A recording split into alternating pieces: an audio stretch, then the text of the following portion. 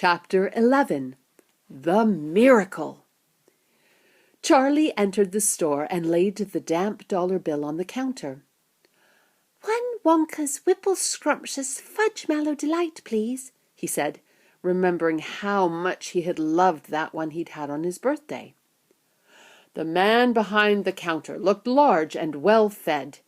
He had lips and cheeks and a large neck, and it bulged around the top of his collar like a rubber ring. He turned and reached around him for the candy bar, and then turned back and handed it to Charlie. Charlie grabbed it and quickly tore off the wrapper and took an enormous bite. Then he took another, and another. And oh, the joy of being able to cram large pieces of something sweet and solid into one's mouth. Oh, the sheer blissful joy of being able to fill one's mouth with rich, solid food.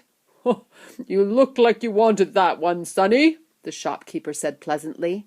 Charlie nodded, his mouth bulging with chocolate. The shopkeeper put Charlie's change on the counter. "Take it easy," he said. "It'll give you a gut-ache if you swallow it like that without chewing." Charlie went on wolfing the candy.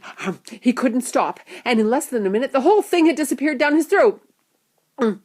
He was quite out of breath, but he felt marvelously, extraordinarily happy. He reached out to take the change, and then he paused. His eyes were just above the level of the counter. They were staring at the little silver coins lying there. The coins were all dimes. There were 9 of them all together. Surely it wouldn't matter if he spent just one more?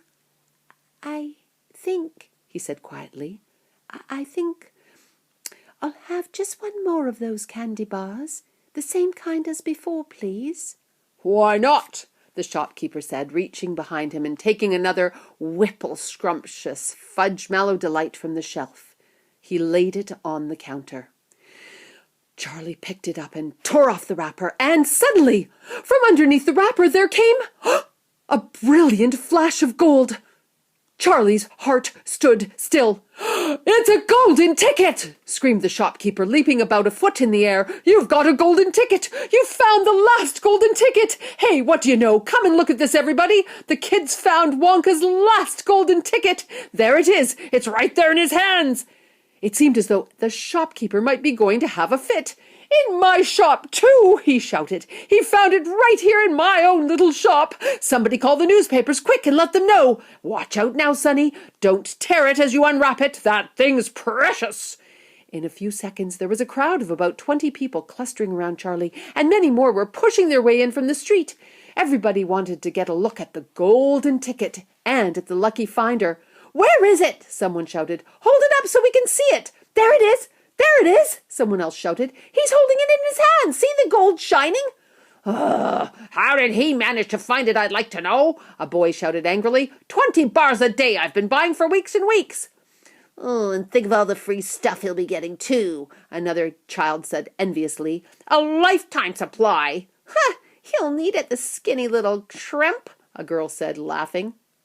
Charlie hadn't moved. He hadn't even unwrapped the golden ticket from around the candy bar. He was standing very still, holding it tightly with both hands while the crowd pushed and shouted all around him. He felt quite dizzy. There was a peculiar floating sensation coming over him, as though he were floating up in the air like a balloon. His feet didn't even seem to be touching the ground at all.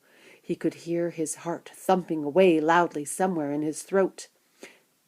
At that point, he became aware of a hand resting lightly on his shoulder, and when he looked up, he saw a tall man standing over him. "Listen," the man whispered. "I'll buy it from you. I'll give you $50. How about it, eh? And I'll give you a new bicycle as well, okay?" "Are you crazy?" shouted a woman who was standing equally close. "Why, I'd give him $500 for that ticket. You want to sell that ticket for $500, young man?" "That's quite enough of that," said the large shopkeeper, pushing his way through the crowd and taking Charlie firmly by the arm. "Leave the kid alone, will you? Make way there, let him out!" And to Charlie, as he led him to the door, whispered, "Don't you let anybody have it. Take it straight home quickly before you lose it. Run all the way and don't stop until you get there, you understand?" Charlie nodded. "You know something?" the shopkeeper said, pausing a moment and smiling at Charlie. "I have a feeling you needed a break like this. I'm awfully glad you got it. Good luck to you, sonny." "Thank you," Charlie said, and off he went, running through the snow as fast as his legs would go. And as he flew past Mr. Willy Wonka's factory, he turned and waved at it and sang out, "I'll be seeing you! I'll be seeing you soon!" And 5 minutes later, he arrived at his own home.